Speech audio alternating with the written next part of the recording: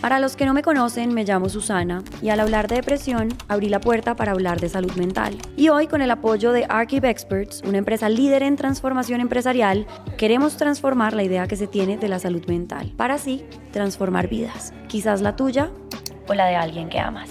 Este es un espacio donde a través de muchas voces vamos a visibilizar la realidad de la salud mental en este universo que nos une como humanidad y resignificar los momentos de oscuridad desde el universo que compone a cada uno de nosotros. Por eso, abro mi corazón y mi alma y les cuento mi historia con este acompañante llamado depresión. Invito a otros a contar su historia y junto a expertos les entregamos cuestionamientos y herramientas para acompañarlos a transitar su camino. Recuerden que cuando compartimos nuestra vulnerabilidad, cultivamos entendimiento y cosechamos conciencia. Bienvenidos a este viaje donde vamos a ir al fondo.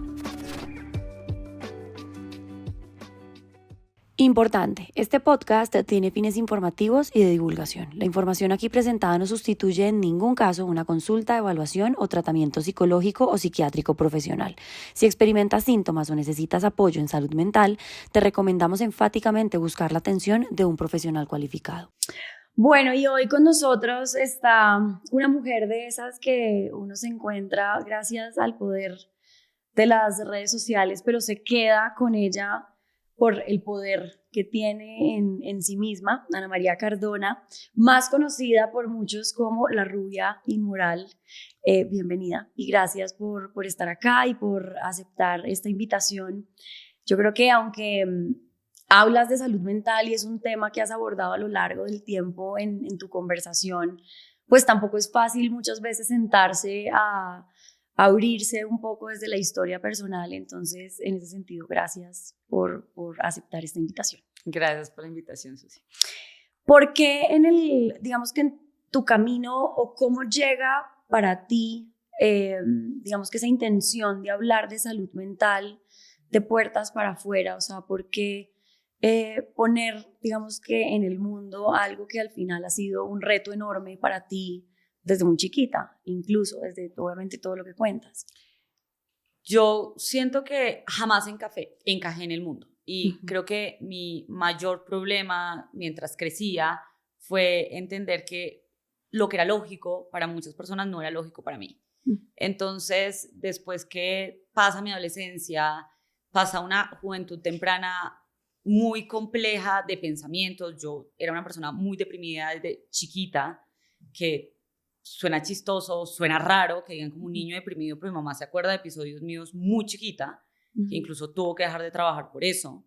Y cuando crezco y todo esto se empieza a volver muy difícil, me salgo una vez de la realidad, empiezo a tener mucho miedo también del poco control que siento que tengo de mí y empiezo a buscar ayuda y la ayuda me hace sentir peor al principio.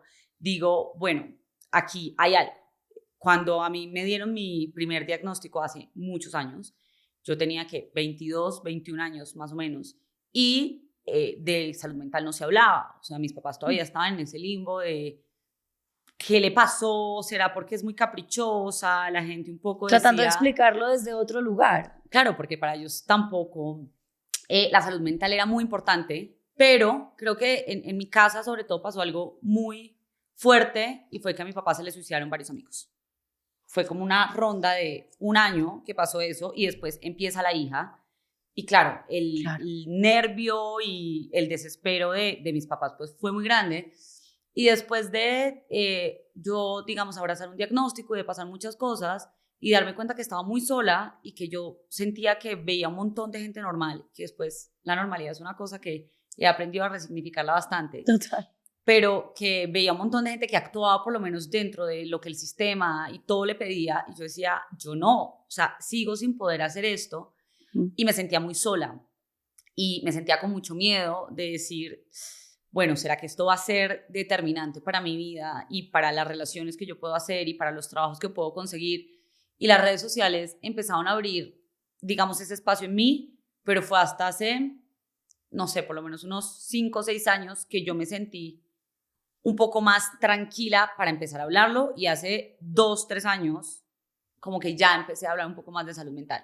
Y el año pasado, que yo nunca había contado mi historia públicamente, con el podcast de Vos Podés de Tatiana Franco, como que salí y conté todo lo que me estaba pasando, pero en realidad creo que fue muy paulatinamente porque para mí siempre está cuidarme antes que todo, y las redes sociales son hermosas, pero también son una cloaca donde puede pasar cualquier cosa.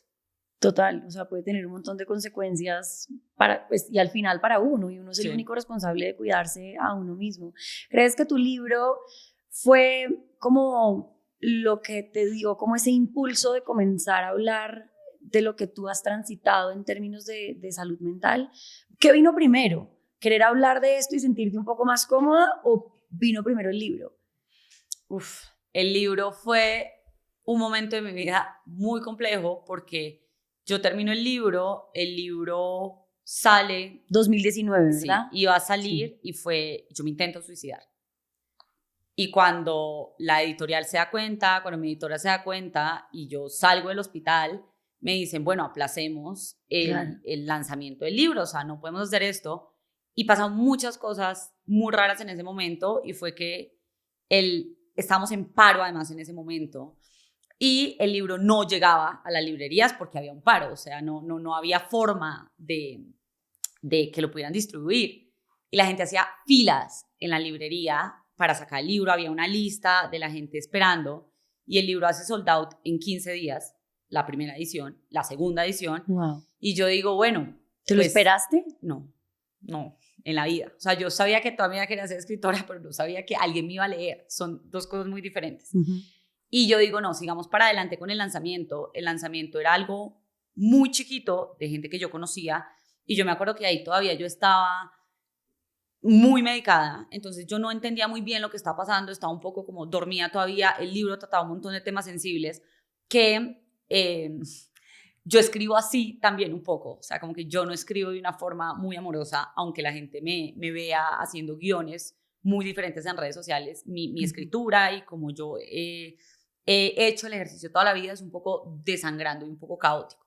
Entonces, independientemente de la temática en la que fuera a hablar, el libro iba a ser así, muy crudo, porque esa es un poco mi estética y como tu yo esencia narro. Y como yo no narro de otra forma, yo narro así, yo narro súper crudo, todo lo mío siempre se está desgarrando. Visceral. Sí, que es un poco mi forma también de habitar muchas cosas. Y después de eso hubo una firma de libros, y en la firma de libros siento que caí en cuenta de lo que había hecho y de lo que había pasado con el libro y de lo que me había pasado, porque yo tampoco pensé que iba a ir nadie a firmar un libro. Esas firmas de libros van 3 personas como fanáticas, y me acuerdo que nadie sabía además a mí qué me estaba pasando. Entonces yo tenía unas chaquetas muy largas porque yo tenía las manos todas muy maltratadas y no me podían tocar porque me dolía. Claro. Pero nadie sabía. Claro. Entonces no podían dejar que nadie se me acercara. Y bajo yo unas escaleras de Andino y veo que hay filas y filas y filas. Y yo dije, pucha, hay un problema aquí, y llamo a la editorial y les digo, acaba de pasar algo que para mí es problemático, y es que haya llegado mucha gente. Claro. Y decidieron poner una mesa enfrente para que la gente no pudiera acercarse, o sea, no pudiera como tocarme. Claro. Igual pasaba, y mucha gente llegaba a decirme, intenté hacer esto, pero leí tu libro y al final no lo hice, no sé qué, y nadie sabía por lo que yo estaba pasando, y nadie sabía que eso me estaba detonando a mí más. Era más difícil para mí escuchar que la gente me estaba diciendo esto, y yo... Claro, tú estabas absolutamente vulnerable. 20 días de una hospitalización muy densa, bueno, todo el cuento, y creo que ahí un poco dije, bueno, esto ya no tiene retorno. Ya estoy metida acá. Ya esto salió así, este libro lo saqué así, que igual fueron un montón de decisiones editoriales también que yo conscientemente tomé. Mi editora me dijo, vas a escribir este libro en primera persona o en tercera persona, y me dijo, si lo escribes en primera, sabes que te vas a tener a que la gente crea que es tu historia literal cuando tú estás haciendo una autoficción. Y yo le dije, sí, pero si lo hago en primera persona la gente lo va a sentir más. Me dijo, sí. Entonces decides, primera o tercera. Y yo le dije, primera. Ok. Y sí, así, o sea, la gente textualmente todo cree que pasó así, y el libro. Que eso pasa también cuando uno muchas veces ve esas series que son autobiográficas, pues que son como la historia de la vida de tal persona, pero le ponen a uno el disclaimer de algunas escenas han sido cambiadas. Uno nunca se cree el disclaimer de que algunas escenas han sido cambiadas, uno se cree la historia pues que evidentemente está viendo y en este caso que está leyendo. No, y aparte de todo que la memoria y el recuerdo son cosas que son ficciones, o sea, tú no recuerdas cómo fueron exactamente las cosas, sino pues como tú estás en este momento, con la relación que tengas ahora con el mundo. Total. Y ese momento para mí fue caótico. Bueno, devolviéndonos un poquito antes de llegar otra vez como a ese lugar del libro, yo vi una charla que tú hiciste en TED y en esta conversación empiezas diciendo, yo nunca sentí que encajaba muy bien en el mundo. ¿Tú qué recuerdos tienes de esa Ana María chiquita, niña, adolescente? Porque siempre hablas de una dificultad grande por transitar en el mundo como en ese momento de tu vida. ¿Cómo sentías el mundo en ese momento? ¿Cómo te sentías tú? Pues lo primero es que yo nunca he sido muy buena socializando. Creo que ahorita es algo que se me da mejor, pero de chiquita no lo era y tenía problemas entendiendo las emociones de las otras personas, entendiendo mis emociones. Y siempre he estado muy en mi burbuja, o sea, mi burbuja siempre han sido los libros y creo que eso fue lo que creé. Y ahí me metí, ahí en ese mundo me metí absolutamente siempre. Nunca fui atlética, nunca fui una persona que quisiera estar con otra gente, sino que yo quería estar con mis libros y con mis cosas.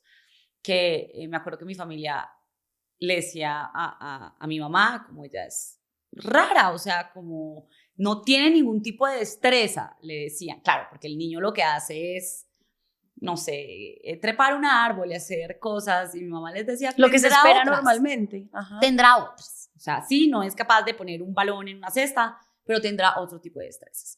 Y claro, crecer como niña que no le gustaba hacer nada de esas cosas y que le gustaba más estar en soledad, fue raro para la gente. Después de eso empieza una personalidad que no entendía muy bien las reglas. Entonces a mí siempre me ha gustado vestirme súper alborotado. Desde chiquita me pintaba las uñas de colores. Yo crecí en una sociedad súper conservadora en Manizales, donde además las mujeres tienen que ser de cierta forma y a mí jamás en la vida me importó. Siempre tiene una voz súper chillona, siempre he hablado súper duro y eso le molestaba un montón a la gente. Yo me acuerdo que cuando estaba en el colegio, una vez teníamos unos 15 y yo me mandé a hacer un vestido rojo. Y en ese entonces eran como esas cámaras semidigitales y ese día yo le dije a mamá, como, ay, me veo súper linda en este vestido rojo, me quiero tomar unas fotos. Ya me dijo, yo te las tomo de una. Entonces me tomé unas fotos y las subí a Facebook o Hi-Fi, lo que existía en ese momento. Y me acuerdo que mis amigas me llamaban a decirme que era una guisa por hacer eso y que tenía que bajar esas fotos. Entonces, como, ¿cómo se te ocurre hacer eso? Eres una guisa, qué asco, no sé qué. Más fotos normales de yo vestida con un vestido rojo. Con tu vestido. Pero eso en ese entonces, pues claro, las redes sociales no existían de la forma en que existen hoy, ni de mostrar nuestra vida, ni de mostrar nuestras cosas. Y yo nunca entendía por qué eso les parecía raro. Es como, para mí era algo, ni siquiera que fuera algo heroico, que fuera contra era algo cotidiano, que yo quería hacer, fin. Y pues esto termina en que obviamente creé una personalidad que no apagué, sino que fue cada vez creciendo y fue cada vez más a contracorriente. Y creo que pues eso me trajo un montón de problemas en un punto. O sea, y después me volví súper poco empática con la gente, porque claro, como esa cantidad de rechazo que uno recibe se transforma mucho en tiempo, rabia. es como, claro, qué artera. Me tocó reconciliarme también con eso y volver, digamos, como abrirme de otra forma, pero todo ha sido parte del proceso. ¿Y en qué momento llega tu primer diagnóstico? ¿Cómo llegas a enfrentar ese primer diagnóstico y cómo lo recibiste? ¿Te ayudó? ¿Fue más bien un golpe? Yo estaba estudiando en España en ese entonces, yo hice mi universidad en España y un día me salí de la realidad por completo. Estaba durmiendo, me levanté, supuestamente estaban robando mi cuarto, yo salí a decirle a los vecinos que estaban robando mi cuarto, los vecinos pensaban que yo estaba drogada. Nadie me ayudó, yo me volví a meter al cuarto y ya estaban robando la sala y puse todas las cosas en contra de una puerta y yo vivía en un apartamento que era como el piso, no sé, 13. Y abrí la puerta y en mi cabeza, yo no pensaba matarme, en mi cabeza como que la matemática que hacía era que si los ladrones volvían a entrar a mi cuarto, yo salía por la ventana, que pues obviamente no iba a salir, me iba a matar. Después volví, tuve una semana muy tensa donde me estaba saliendo mucho de la realidad, como que estuve en un trance muy denso y yo no sabía lo que estaba pasando. Entonces empecé a googlear tenaz todos los resultados que me dieron y cuando llegué de vacaciones a Colombia, yo estaba haciendo como una práctica y le conté a mi jefa lo que me había pasado. Me pasó esto hace como 3 semanas. O sea, no le diste como mayor importancia. Sí me asusté mucho, ajá, pero tampoco busqué ayuda en ese preciso instante. O sea, como que dije... ¿Te quedaste con la información que encontraste? Sí, y ya. Y no hice nada tampoco. Y después esta jefa era esposa de un psiquiatra y me dice, pues esto no es normal. Claro. Ve donde mi esposo, aterrador ese señor, ojalá esté en la cárcel, le hizo una cosa horrible a su esposa también. Y ese fue el primer acercamiento con la psiquiatría, fue horrible. Este hombre me dijo cuánta cosa yo no iba a poder hacer en la vida, básicamente que era una basura para la sociedad. Fue muy duro para mí, lloré mucho y me quedé con eso ahí. Y yo me fui a vivir 6 meses a San Francisco a hacer una internship y no volví ni a un psiquiatra ni a un psicólogo, pero todo empezó a empeorarse, los picos eran gravísimos y yo ya era consciente de algo. O sea, de pronto siempre fue así, pero no lo notaba porque no había como tenido alguien que me dijera, de pronto te está pasando algo. Claro, la información adecuada para entender qué era lo que te estaba sucediendo.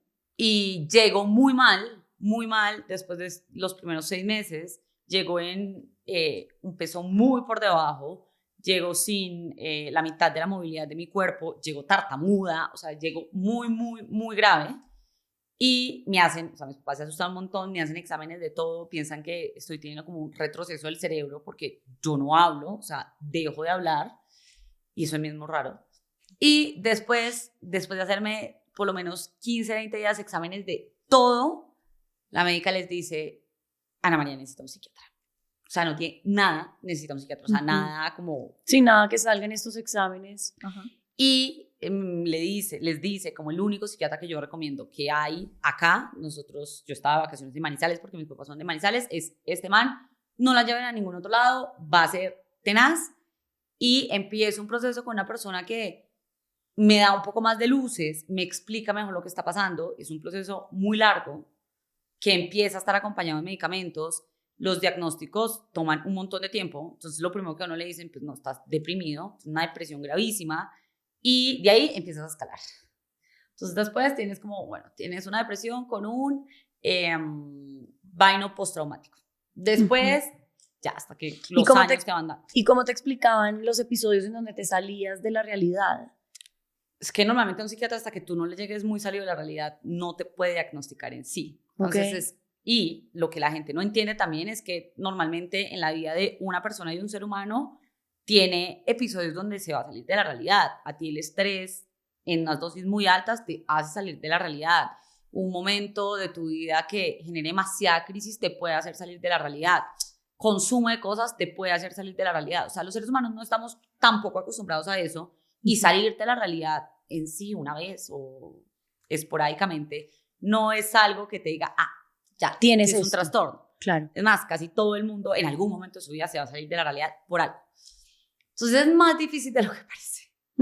Pero digamos que ahí empecé y desde ahí me he puesto en la tarea de ocuparme de mi cabeza.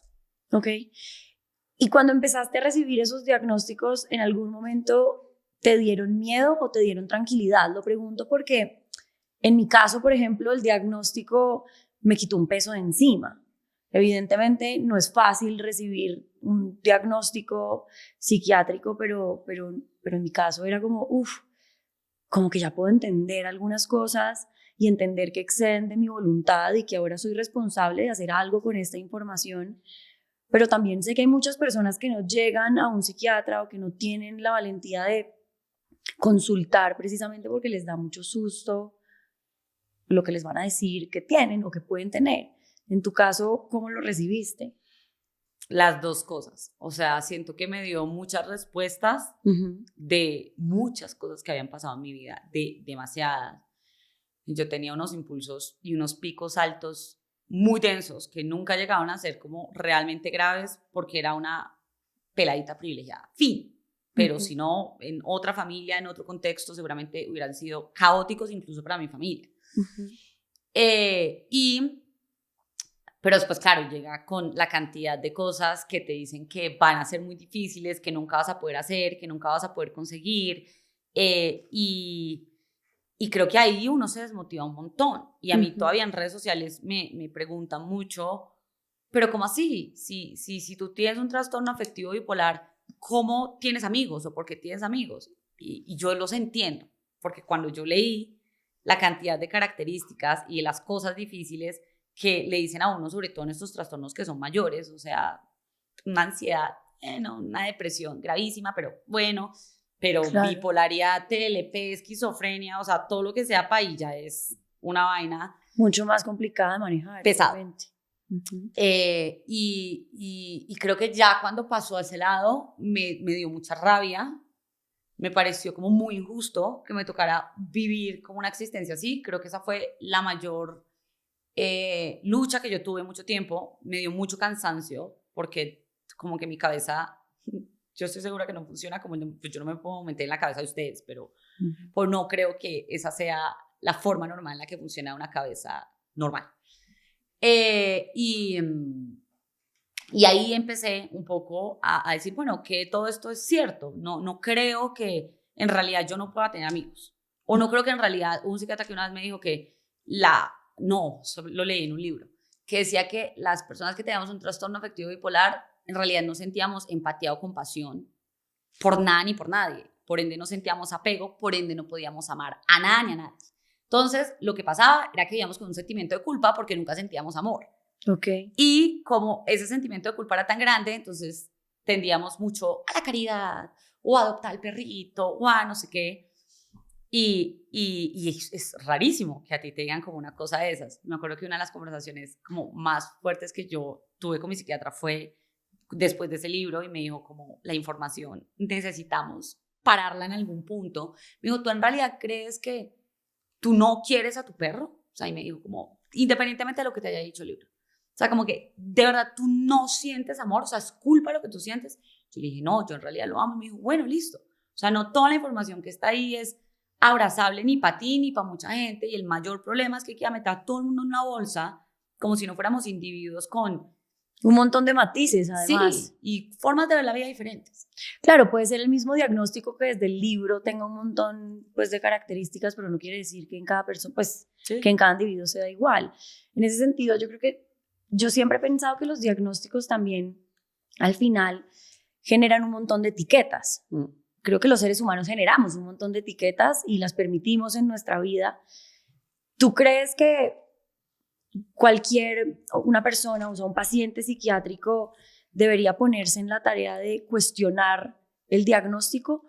Con esto no es cuestionar al psiquiatra de lo que lo está diagnosticando, sino como hacer esos cuestionamientos que tú, por ejemplo, pusiste sobre la mesa. Es como así, yo sí amo a mi perro, es que yo sí tengo esta capacidad de amar, o sea, como que es sano de repente cuestionar también un montón de cosas que te dicen desde la etiqueta, como lo que eres o lo que vas a hacer o lo que puedes hacer o no puedes hacer.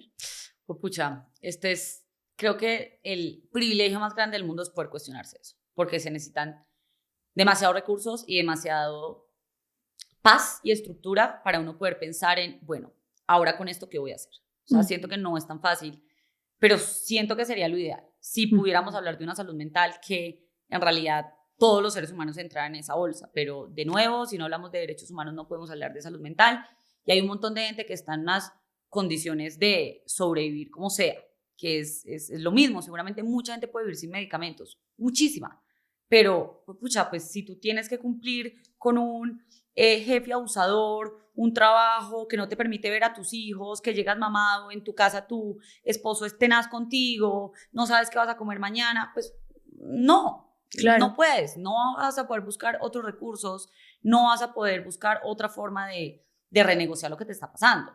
Pero en un mundo ideal, lo interesante sería que las personas nos diéramos cuenta que, no sé, ejemplo, nadie es normal si nació en Latinoamérica. No creo que ninguna persona colombiana nota un trastorno. Okay. Médicamente, si tú te lo pones con el libro. ¿Por qué? Porque estamos cruzados por un montón de violencia, porque hemos normalizado un montón de violencia, porque vivimos en unas desigualdades tremendas, porque nuestros hogares fueron violentos, porque nuestras abuelas fueron violentas con ellas. Y todo eso es algo que también se pasa en linaje. Venimos de una conquista tenaz, venimos de una guerra de partidos, venimos de unas guerrillas después. Entonces, que alguien me diga que tiene una adaptación sana siendo colombiano latino, pues uno está mintiendo y queriendo hacer el bobo. No tenemos una adaptación sana, no actuamos sanamente, no somos personas lógicas, somos personas súper pasionales y deberíamos revisarnos. Pero pues ahí está el problema. Claro, y ahí además llega ese otro componente que es el contexto social y es también el acceso que muchas personas no tienen, y por eso yo creo que se llega como a esa observación que muchas personas tienen frente a la salud mental, y es no, pues es que la depresión es, por poner un ejemplo, es una enfermedad para los ricos. No, es que la salud mental es para los ricos porque pues yo que no tengo acceso no me puedo dar el lujo de estar deprimido. Y ahí es donde uno dice, claro, la salud mental no discrimina porque al final pues compartimos el ser humanos, ¿no? Pero el sistema sí es el que al final sí genera una discriminación sobre quién tiene acceso, y yo creo que ahí empieza ese planteamiento. Mi grave problema con esto es que la salud mental no solamente es el acceso a un psiquiatra, a unas pastillas o a una clase de yoga. O sea, la salud mental empieza con que la gente tenga acceso a comida todos los días. Y ahí la conversación cambia, porque entonces ahí el acceso sí tiene un responsable, que son los estados, que es la comunidad, bueno, cualquier tipo de sistema en el que estemos. Y si no tenemos eso cubierto, pues todo el mundo está viviendo en una supervivencia gigantesca. Cuando tú estás viviendo en supervivencia, pues no tienes salud mental, fin. O sea, no hay otra forma de decirlo. Y eso desenvuelve otro montón de cosas. O sea, en Colombia, por ejemplo, los niveles de violencia son alarmantes. Contra niños, contra animales, contra cualquier cosa que sea diferente. Y eso no es porque seamos muy sanos, no. Total. Porque en realidad tenemos que cuestionar un montón de cosas, pero claro, empieza ahí. Si tú a una persona que está en unas condiciones de mierda en este momento, le pones un psiquiatra, un psicólogo, no va a cambiar nada. Porque esa persona, para dejar de desencadenar esa vaina de violencia horrible que está viviendo, necesita saber qué va a comer mañana, necesita tener un techo seguro, necesita tener unas oportunidades por lo menos de creer que va a salir de el mierdero en el que está. Entonces, es un tema muy complejo que hemos reducido a tener acceso a ir a un psicólogo, a un psiquiatra, que no le va a resolver a la gente más jodida, sobre todo estos países, absolutamente nada. Nada es nada. Entonces, totalmente, tenemos que cuestionarnos también el sistema, todo. Claro, ahí la conversación podría irse literalmente al fondo. Sí. Desde lo que haces públicamente y la conversación que tienes en redes sociales, ¿crees que en algún momento te han juzgado por lo privilegiada que has sido y cómo has podido manejar tu salud mental precisamente? 100%, y creo que tienen todo el derecho a hacerlo. Que no creo que mucha gente pueda hacer lo que yo he hecho con un diagnóstico que me ha permitido una vida completamente, incluso entre parámetros de otras personas, normal. O sea, normal, muy normal. Y creo que es la muestra de que tal vez los incluso diagnósticos y los trastornos mentales lo que tienen de fondo es que la gente está viviendo miserablemente gracias a que no puede hacer muchas cosas. No hay muchas oportunidades, total. Y cosas tan sencillas como el ocio, cosas tan sencillas como decidir si puedes trabajar desde tu casa o si puedes trabajar en una oficina. Cosas tan sencillas como, pues pucha, hoy no me estoy sintiendo bien, puedo descansar, que es un privilegio que yo tengo y que no tiene muchísimas personas. Total. O sea, tú no te presentas a un trabajo regular y es chao.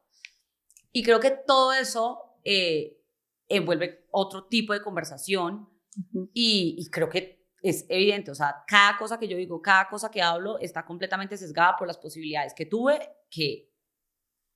y que voy a tener, que tengo y que voy a tener. Sin embargo, creo que también es una muestra muy clara que lo que hay que revisar es más para abajo. No, y yo al final también creo que nadie debe sentirse culpable de su realidad, y en este caso las personas que tienen grandes privilegios no tienen que sentirse culpables de ellos, porque finalmente es pues la realidad en la que están, y yo creo que ahí el valor está es en el impacto que esa persona está teniendo en los demás desde otros lugares.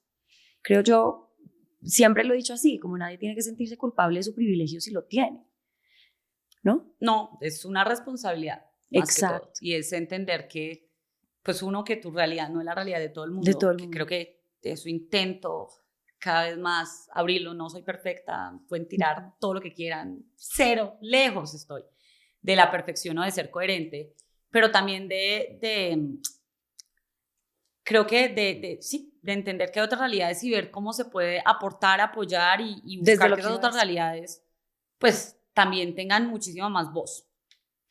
Volviendo a ti, me contaste entonces que tienes el diagnóstico, empiezas a cuestionar un montón de cosas, empiezas a descubrir de la mano de este psiquiatra como un camino, una luz de cierta manera. ¿Qué otras herramientas o qué otras cosas existieron en tu vida que te ayudaron a entenderte? Cuando yo hablaba contigo previo a esta entrevista me decías una cosa que a mí me llamaba mucho la atención y que yo creo que al final es un punto de encuentro en general de la naturaleza humana, pero sin duda que está más marcado en personas que hayamos podido atravesar por algún diagnóstico psiquiátrico, y es como que el cuestionamiento es: ¿yo en qué parte de este universo encajo?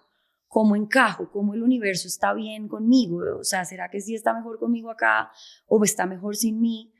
Entonces, ¿qué herramientas a lo largo de este proceso has ido encontrando que te han funcionado a ti? Lo primero fue que yo me puse en la tarea de ponerme en un espacio seguro. Y para mí un espacio seguro eran personas que no me detonaran, incluso si esas personas yo las amo profundamente. Ok. Porque difícil tarea, así, además. Es así, hay que poner límites. Pues pucha, si la conversación que más te detona en la vida es las 6 de la mañana, tu mamá que te dice que la vida es una mierda, que el mundo se va a ir a pique, que mira que esto que pasó, mira lo mal que estamos, y si la plata se acaba, pues vas a estar en unos sistemas de alerta todo el día, así claro. Tú ames, la adores, la veneres, lo que sea, vas a tener que poner un límite ahí o cambiar la conversación de la mañana a la tarde o disminuírsela a 10 minutos o decirle, o sea, yo tengamos esta conversación en otro momento. Que tienes muchas, pero no hay algo bueno que te está pasando, no sé. Eso uno, y creo que me alejé de demasiadas personas. Dos, los hábitos para mí fueron muy importantes. Yo era una persona que salía demasiado de fiesta, demasiado, o sea, mis 20s fueron caóticos como nada en la vida. La pasé muy bueno. Y me di cuenta que era insostenible, que evidentemente el alcohol me ponía en una alerta y que cada vez pues, se hacía más largo el tiempo que necesitaba para recuperarme. No soy abstemia, no empiecen, pero no salgo de fiesta y no me emborracho normalmente. Si me emborracha en un matrimonio en algún lado, tampoco vayan a parecerles extraño. Pero bueno, esos fueron el tipo de cosas que empecé como a entender que no estaba tan bien. Las personas que me rodeaban y lo que estaban diciendo constantemente, que tanto me triggeraba a mí. Una cosa muy chiquita dentro del paquete de trastornos que normalmente uno tiene. Yo tengo también un TCA, entonces fue algo muy sencillo que yo tenía que hacer, era no se habla de dietas enfrente de mí, nadie hace dietas enfrente de mí porque yo soy una persona que se sumerge en la dieta, o sea, mientras el otro no puede, yo sí, y sigo, y sigo, y sigo. Entonces para mí eso de comida saludable está completamente prohibido. Empecé a entender también que había muchos estímulos de afuera que en ese momento no sabía cómo manejarlos, transitarlos, lo que fuera. Después de ponerme como en ese sitio y entender que mi casa era mi lugar seguro, donde nadie podía entrar si yo no quería, donde las conversaciones que se tenían eran conversaciones que yo quería, básicamente fue como una burbuja. Después empecé a salir en un momento en el que yo ya me sentía un poco más estable y que no me sentía tan irritable por todo. Que yo esté en este momento aquí, hace 5 años era impensable. Okay. Y empecé a acelerar un poquito si tengo cosas sencillas. Miren, yo voy a un aeropuerto o a una discoteca o a cualquier lugar que haya mucho ruido o que sepa que va a haber muchas cosas que me puedan detonar y tengo como estos tapones para que me pueda disminuir lo que estoy escuchando. Los estímulos, claro. O me hicieron un baño. Alejandro sabe que cuando estamos en algún lugar muy público y llevo más de 10 minutos, es como, está alborotada, yo voy, me hicieron un baño, 15 minutos, 20 minutos, y ya, me vuelvo y me regulo, y vuelvo y salgo. Y son cosas muy chiquitas que pueden parecer muy bobas, pero a mí me han cambiado el ecosistema por completo. Herramientas que me ayudaron muchísimo fue desarrollar un tipo de espiritualidad, pues en la que sea. Para mí son las energías, hacer tapping, hacer journaling, creer en el universo, en cosas varias.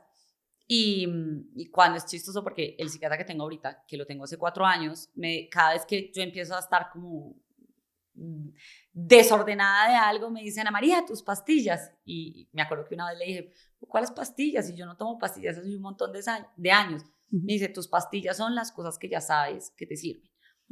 Meditar, salir a dar una vuelta con el perro, ponerte es muy chistoso porque el man es católico, yo sé que es católico, y es como las cosas que haces con tus piedras, con los baños, lo que sea que tú hagas. Pero hazlo. Eso nos funciona y esas son Claro. tus medicinas. Entonces, te tienes que aprender a regular con las cosas que ya sabes que te funcionan.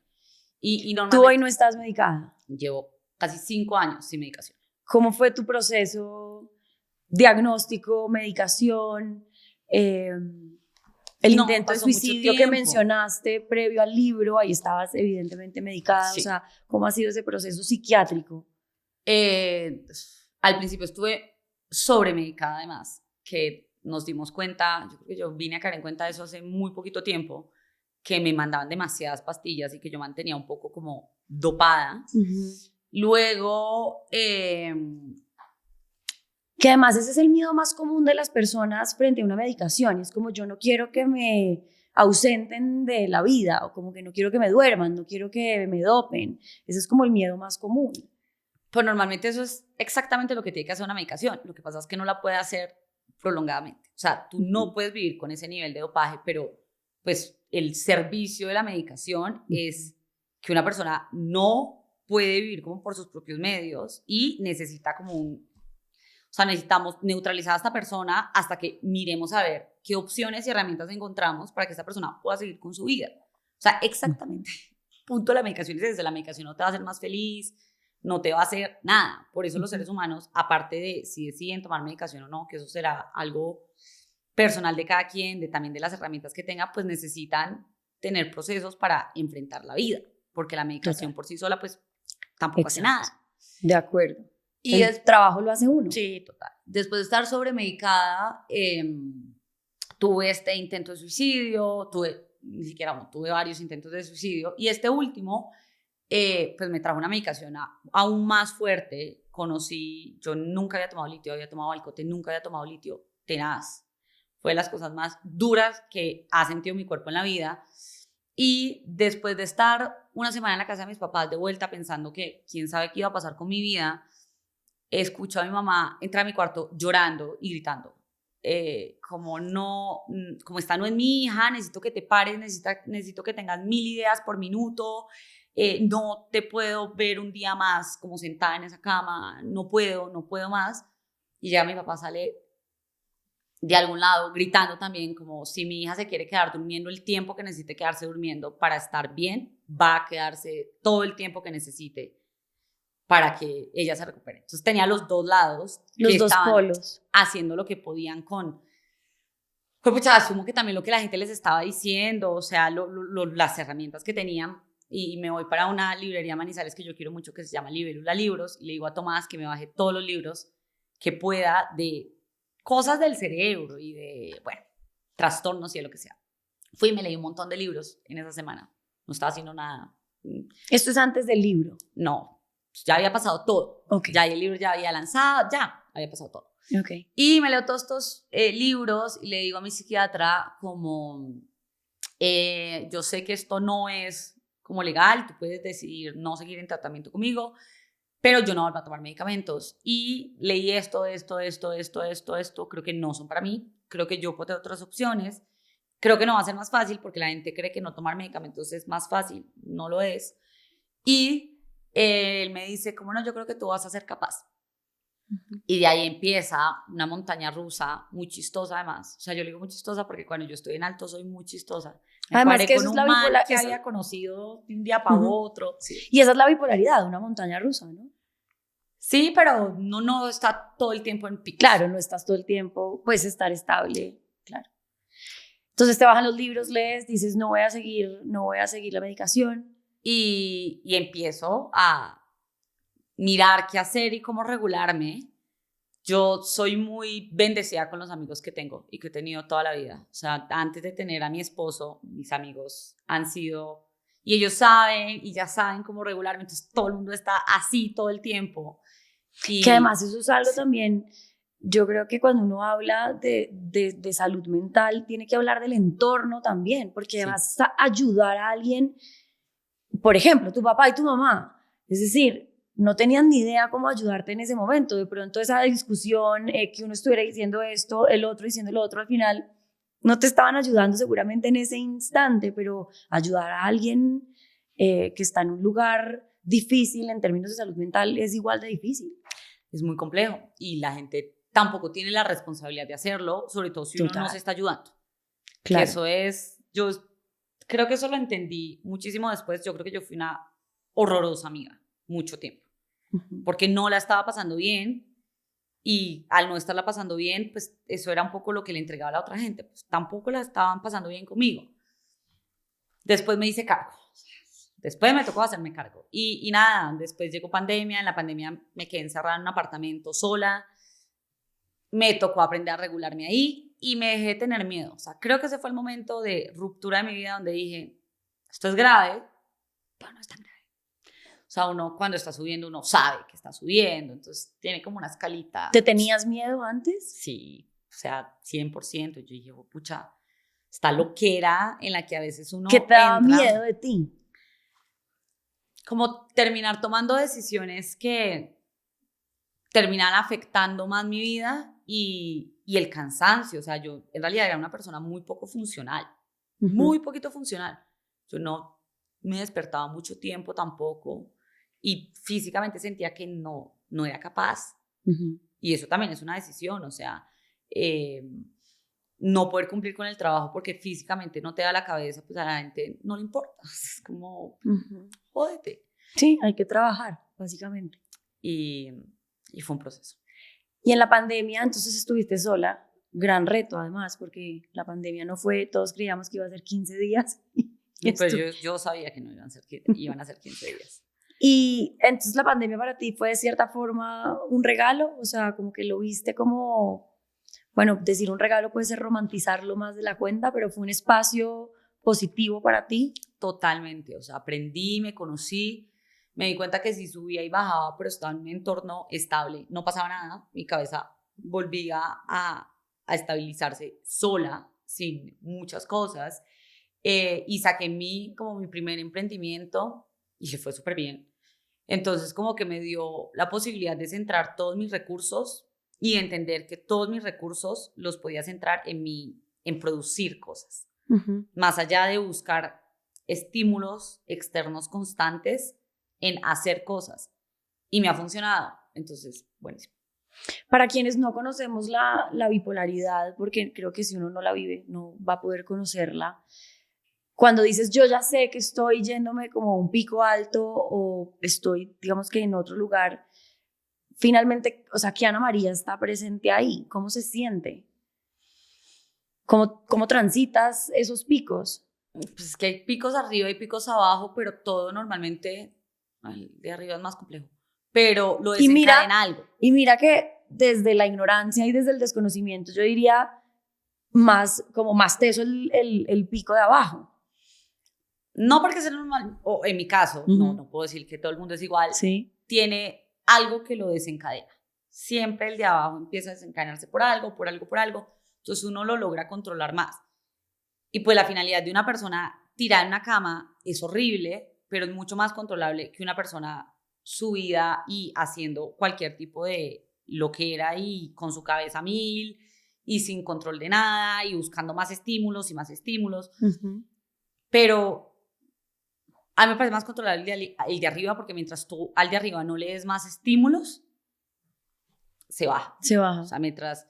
Si tú empiezas en su vida y te vas a una fiesta y te metes de todo y al otro día te gastas toda la plata, eso va a ser una vaina que va a desencadenar en algo no tan chévere. Entonces, claro, se necesita el estímulo para escalarlo. Ya. Más complicado. No, o sea, más fácil de controlar. Más fácil de controlar. O sea, porque necesitas el estímulo. O sea, tienes que tomar la decisión de hacerlo y tú eres consciente. O sea, a menos que te hayas ido de la realidad completamente, que ya tuviste que haber alimentado esa escalada mucho rato, tú eres consciente de lo que estás haciendo, completamente consciente. Y se termina la pandemia, ¿y en dónde estás parada tú? Estoy parada en... Fue pucha, la pandemia me trajo como recursos económicos, entonces en volver a reorganizar mi vida un poco como más quería. Adopté un perro. Que era el que el psiquiatra te decía, tú lo amas. Sí, exacto. Sí, con mi perro y mi esposo hay una historia muy chistosa cuando yo me di cuenta que estaba sintiendo amor. Y conozco a mi marido a los 6 meses que abren, lo conozco. También una montaña rusa bien interesante. Y empiezo como a ver mi vida desde otro lado, con unas cosas que yo pensé que me habían dicho que no ibas a tener. De obtener. Claro. Y ahí empiezo como a perfilarme desde otro lado, un poco. A construir también de cierta forma la Ana María que está sentada acá hoy. Total, 100%. Dijiste que muy chistosa la historia en donde te diste cuenta que estabas sintiendo amor por tu esposo. ¿Cómo fue ese momento? Porque además te habían dicho que no ibas a poder sentir amor. Sí.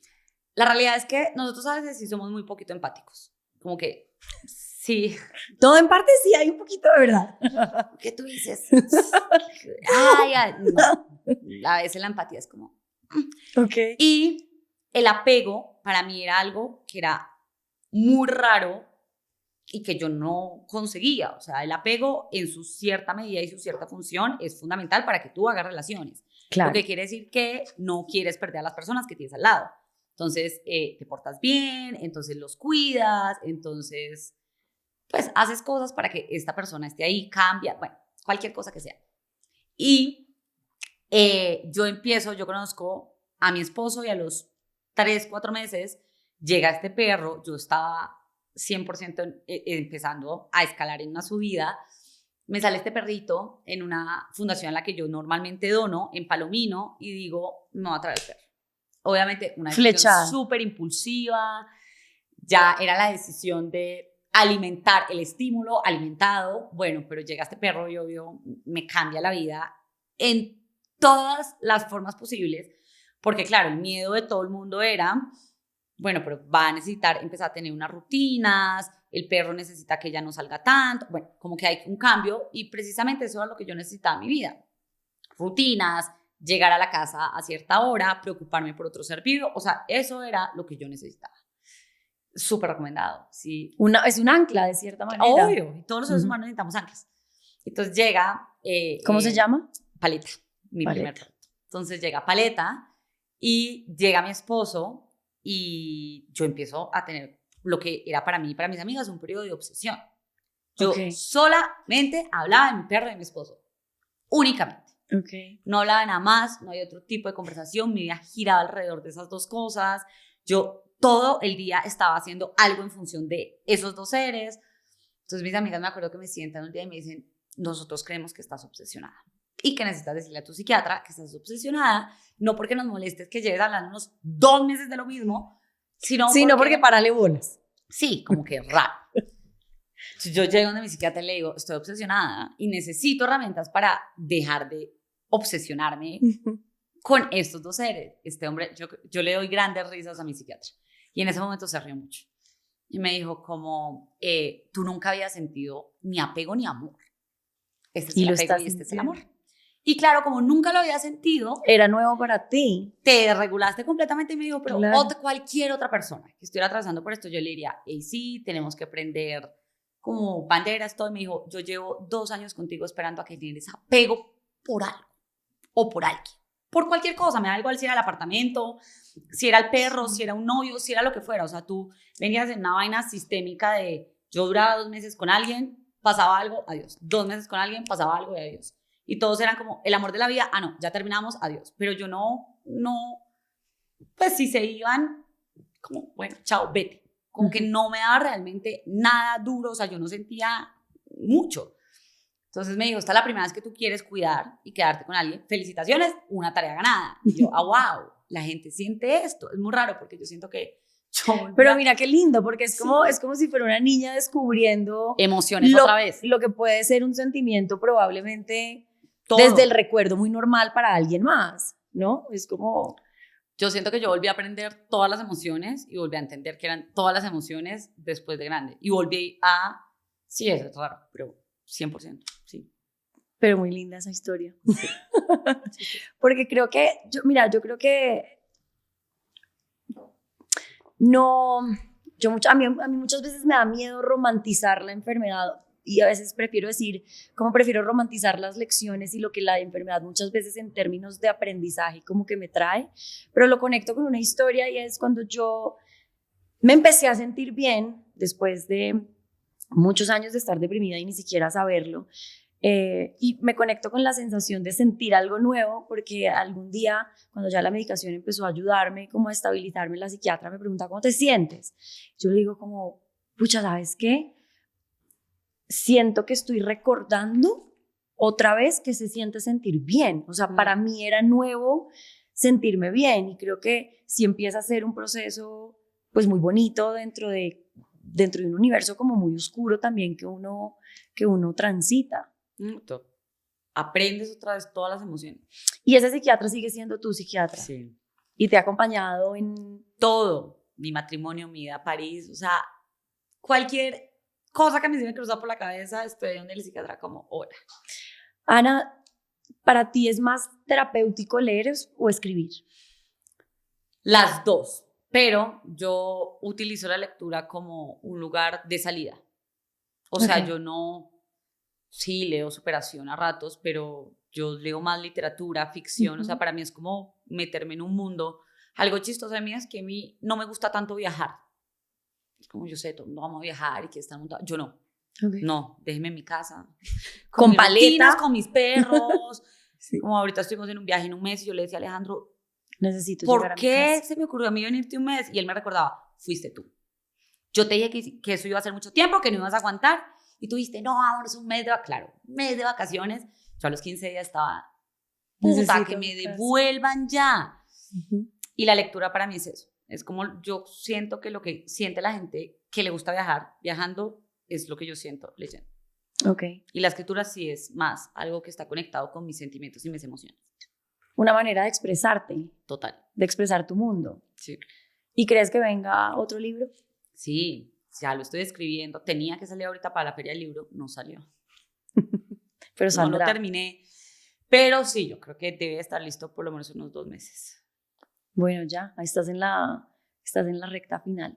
Entre muchas cosas que a muchos nos pueden conectar contigo, a mí hay algo que me conectó de una manera muy especial y quisiera que me contaras la historia de ese tatuaje. Y es el tatuaje que tienes acá, que dice: el mundo es bonito contigo. El mundo es más lindo contigo en él. El mundo, exacto. Te voy a decir por qué me conectó, porque en mi peor momento con la depresión, cuando consideré evidentemente hacerme daño y quería con muchas fuerzas no estar acá, mi discurso y lo que yo siempre pensaba y le decía a mis amigos, a mi psiquiatra, a las personas que querían protegerme y que yo me quedara en este mundo, yo les decía, es que yo siento que el mundo estaría mejor sin mí, como que todo sería más fácil, es como yo soy tan poquito, ese era mi sentimiento, como yo soy tan poquito que el mundo estaría mucho mejor sin mí.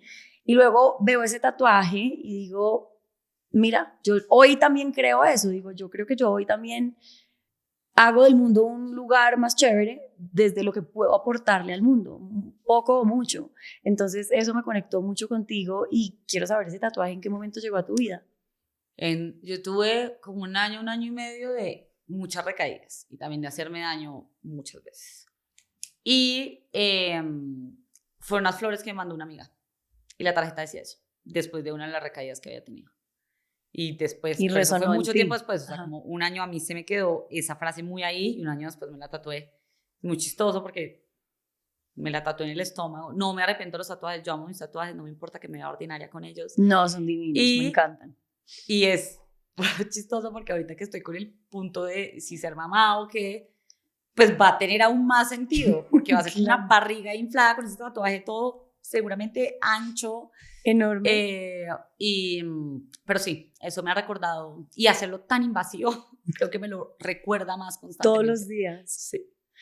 Que desde esa certeza de que el mundo es más lindo contigo, ¿qué sientes y qué crees y qué certeza tienes de lo que tú le entregas al mundo hoy?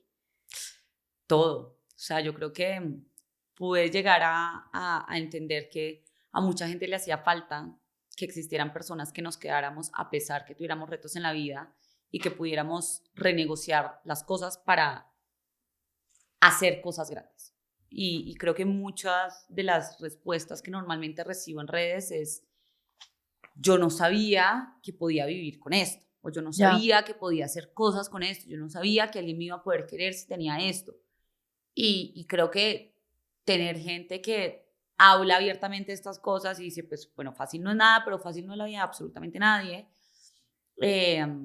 pero puedes tener una vida significativa, claro que puedes tener amigos, claro que puedes amar, claro que puedes cuidar de otros seres y puedes tener una vida importante.